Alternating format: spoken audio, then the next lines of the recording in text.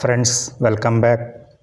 ఈ వీడియోలో pH balance చేస్తూ క్వాలిటీ లిక్విడ్ డిటర్జెంట్ ఎలా తయారు చేయాలో చూపించబోతున్నాను.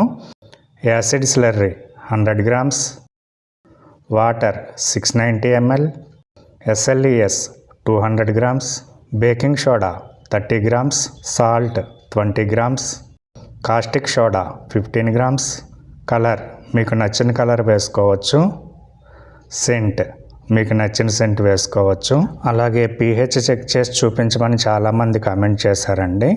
సో ఈ వీడియోలో pH చెక్ చేసి కూడా చూపిస్తాను. ఇవి pH పేపర్స్ అన్నమాట. లిట్మస్ పేపర్స్ అని కూడా అంటారు. మీకు ఫ్యాన్సీ షాప్స్లో దొరుకుతాయి, తీసుకోండి.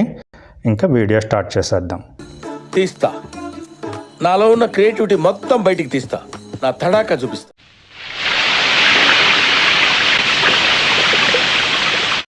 ఫస్ట్ మనం లై సొల్యూషన్ తయారు చేసుకోవాలి.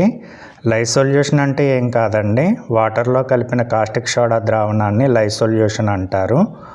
సో ఈ కాస్టిక్ సోడాలో 100 ml వరకు వాటర్ వేసి పూర్తిగా కరిగే వరకు కలపండి.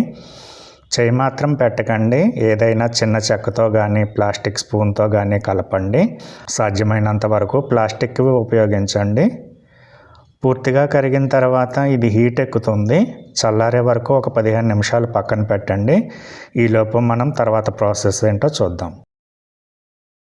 ఏదైనా ఒక చిన్న ప్లాస్టిక్ బకెట్ లాంటిది తీసుకోండి. ఇందులో మిగిలిన వాటర్ వేసేసేయాలి. ప్యూరిఫైడ్ వాటర్ మాత్రమే ఉపయోగించండి. తర్వాత యాసిడ్ స్లర్రీ వేస్తున్నాను. ఇది యాసిడ్ అన్నమాట, కాబట్టి చేత్తో డైరెక్ట్గా తాకండి. గ్లౌస్ కంపల్సరీ వేసుకోవాలి. ఇది బ్లాక్ కలర్లో లిక్విడ్ లాగా ఉంటుంది. సో ఇది కూడా వేసేసాక మంచిగా కలపండి. ఈ స్లర్రీ అంతా వాటర్లో పూర్తిగా కరిగిపోవాలి. ఈ కెమికల్స్ అన్నీ మీకు కెమికల్ షాప్స్లో దొరుకుతాయి, తెచ్చుకోండి. మీకు కొరియర్లో కావాలంటే కనుక డిస్క్రిప్షన్లో ఒక షాప్ అడ్రస్ ఇస్తాను, వాళ్ళకి వాట్సాప్ చేయండి, కొరియర్ చేస్తారు. అడ్రస్ పెట్టు, నాకు పెట్టు అడ్రస్ పెట్టు, ఫాస్ట్ పెట్టు అడ్రస్, నువ్వు నాకు అర్థంగా అడ్రస్ పెట్టాలి నువ్వు. ఇప్పుడు లై సొల్యూషన్ వేద్దాము. ఇది మొత్తం అంతా ఒకేసారి వేసేయకండి, సగం వేయండి. pH చెక్ చేశాక చాలకపోతే మిగిలింది వేయచ్చు. సో ఇప్పుడు బాగా కలపాలి. ఇప్పుడు ఈ రెండింటిని న్యూట్రల్ చేయాలన్నమాట. అంటే pH 7 to 10 మధ్యలో ఉండేట్టు చూసుకోవాలి. ఇప్పుడు pH చెక్ చేద్దాము.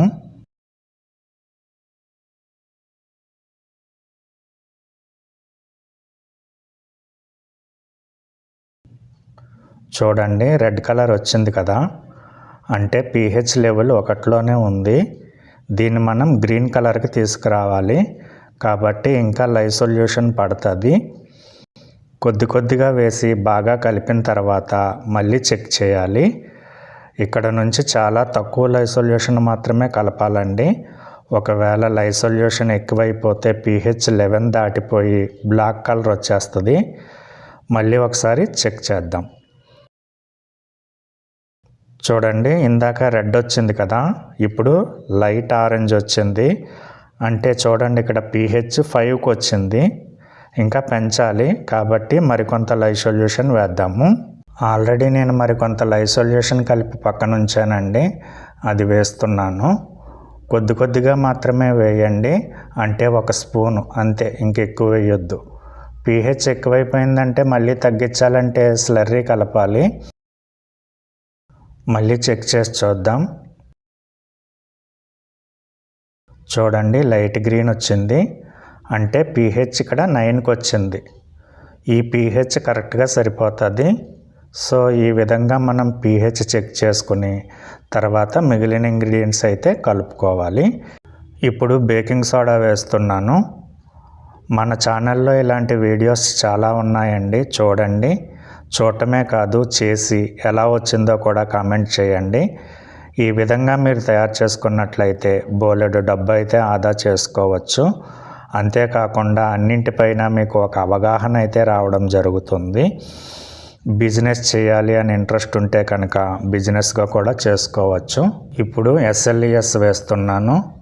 ఇది చాలా చిక్కగా ఉంటుంది, పడటానికి కొంచెం టైం పడుతుంది, కష్టపడాలి.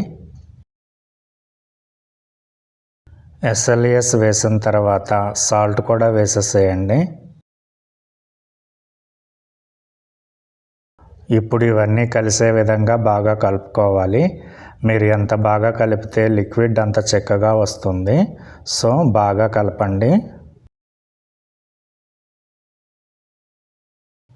ఇంకా ఫైనల్గా కలరు సెంటు వేసేద్దాము.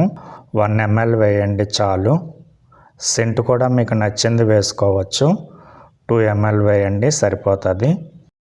ఫైనల్గా మొత్తం అంతా ఒకసారి బాగా కలిపేయండి. మనం తీసుకున్న కొలతలకి ఎగ్జాక్ట్గా 1 లీటర్ లిక్విడ్ డిటర్జెంట్ అయితే రావడం జరుగుతుంది. మీరు ఎక్కువ క్వాంటిటీలో చేయాలనుకుంటే కనుక కొలతలన్నీ డబుల్ చేసి చేసుకోండి. మన లిక్విడ్ డిటర్జెంట్ అయితే రెడీ అయిపోయింది.